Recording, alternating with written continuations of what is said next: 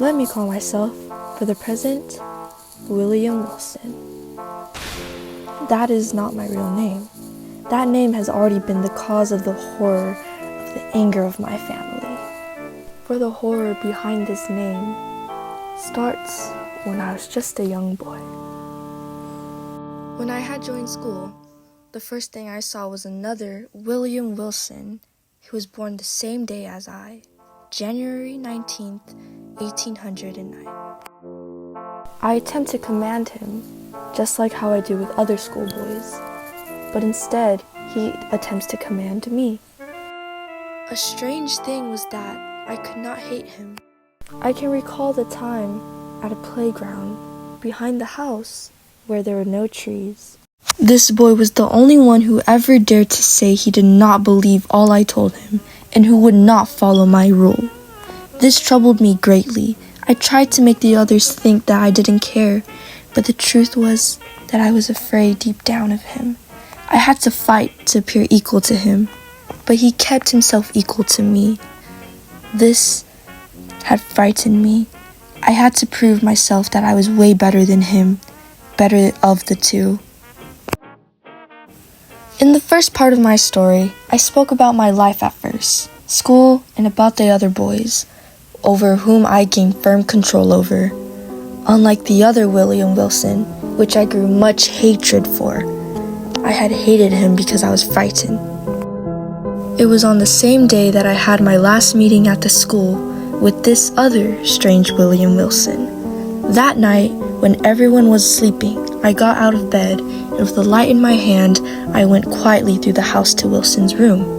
I admit I had horrid thoughts to hurt him. I entered his room without a sound, leaving the bright light outside. I looked down upon his face, and the coldness of ice filled my whole body. My knees trembled, my whole spirit was filled with horror. I moved the light nearer to his face, which was the face of mine, the William Wilson. Could this be? My body was filled with horror, so I ran away from the school forever, and I never returned back to that house. I never saw the William Wilson again until later. You will remember that in the last part of my story I told of my experiences in my first school.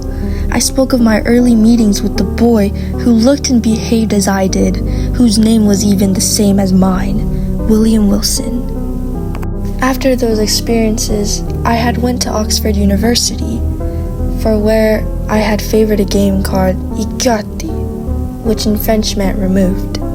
I had begun to get into gambling and drinking. I had targeted other students for their money, and I would gamble away. And after my cheating ways, I then began to target a nobleman named Glendinning for a gambling scam. But who knew my plan were to be interrupted? We played far into the night, but then everyone had a dead expression on their face, which looked nervous and cold. I had realized they were all staring behind me, which I saw with horror the other William Wilson, my hated doppelganger. He had then exposed me in a never-to-be-forgotten voice, which I felt deep in my bones. He said, "Gentlemen, I am here only to do my duty.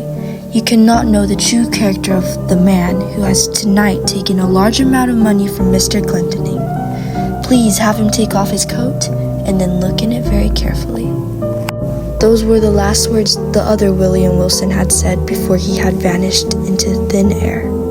Because of myself being caught, I was eventually expelled from the University of Oxford, and I was never to be going to that school again. Mr. Preston, in whose room we were in, then said, "Mr. Wilson, this is yours." He had lifted from the floor a fine warm coat and said, "We shall not look in this to prove again what we have proved already.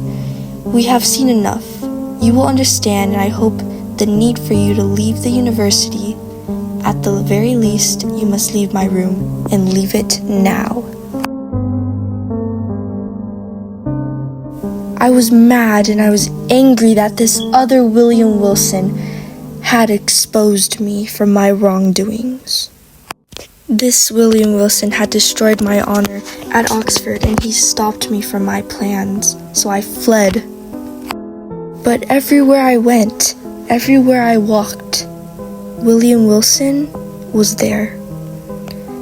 My consciousness felt so uneasy because even though I went far, no matter where I went, William Wilson was there. I became startled and paranoid, even in my sleep. He was there. The presence of the other William Wilson had me flee everywhere, and I had eventually became sick of it, sick of seeing him everywhere.